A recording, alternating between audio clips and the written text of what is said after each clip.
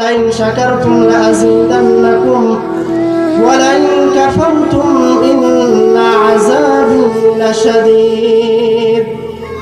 যে বান্দা তুমি আমার শুকরিয়া আদায় করো, আমি তোমার নিয়ামতকে বাড়িয়ে দেব, আর যদি শুকরিয়া আদায় না করো তাহলে আমি নিয়ামত ছিনিয়ে নিব।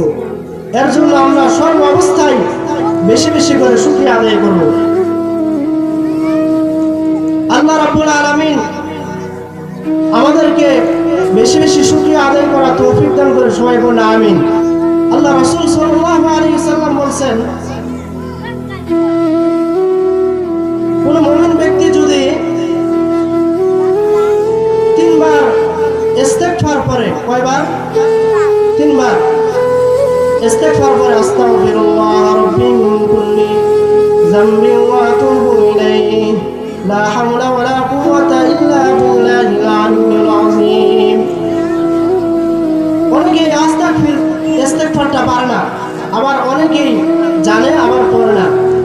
কিন্তু আল্লাহ রাসূল সাল্লাল্লাহু আলাইহি ওয়াসাল্লাম বলেন, যদি ইস্তেগফারটা শুধুমাত্র আস্তাগফিরুল্লাহ এতটুকু যদি পড়ে, আল্লাহ তাআলা বলেন, আল্লাহ রাসূল সাল্লাল্লাহু আলাইহি ওয়াসাল্লামের হাদিসের মধ্যে ইরশাদ হয়েছে, সমুদ্রের ফেনা পরিমাণ যদি গুনাহ করে থাকে, আল্লাহ রাব্বুল আলামিন তার গুনাহকে মাফ করে দেন। সুবহানাল্লাহ। সবাই জোরে জোরে বলি সুবহানাল্লাহ। এই সুবহানাল্লাহর কত দাম! সুবহানাল্লাহি ক্বাবলাহুল মিজান। বলা হয়েছে, কেউ যদি একবার সুবহানাল্লাহ পড়ে, আল্লাহ রাব্বুল আলামিন মিজানের পাল্লাকে ভারী করে দেবেন। এর জন্য আমরা সর্ব অবস্থায় ইস্তেগফার এবং সুবহানাল্লাহ, আলহামদুলিল্লাহ বেশি বেশি করে তেলাওয়াত করা তৌফিক দান করুন, সবাই বলে আমিন। ওয়া আখিরু দাওয়ানা আলহামদুলিল্লাহি রাব্বিল আলামিন।